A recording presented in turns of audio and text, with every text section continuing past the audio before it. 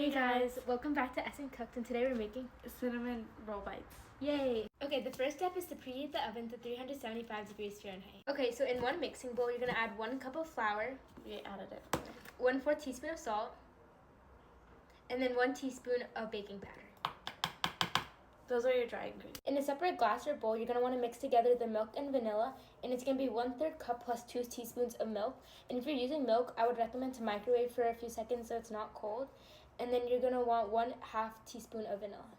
And then you can just add it to the dry ingredients after you mix it in the bowl. Just like that. Now you're gonna mix your dry and wet ingredients until they're well combined and form a dough. Okay, wait. And scene! They're golden, they're fluffy, and they smell like a little bakery just exploded in here. The aesthetics are intense, but let's look at the data. Notice the height, that's the baking powder finishing its job. And the heat in the oven, it released the final burst of CO2 to lock in the structure. And it's surprisingly light. I thought for sure using milk would make it heavy, but they're actually really soft. That's the fats and sugars at work.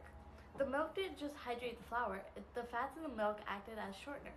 They coat the gluten strands so that it don't get too tough. It's the difference between a chewy bagel and this soft, pillowy masterpiece. And check out the crust. It's got that perfect snap when you bite into it. That is a textbook Maillard reaction.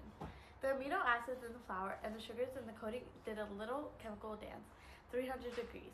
It didn't just turn brown, it created brand new flavor molecules that weren't there when it was raw dough.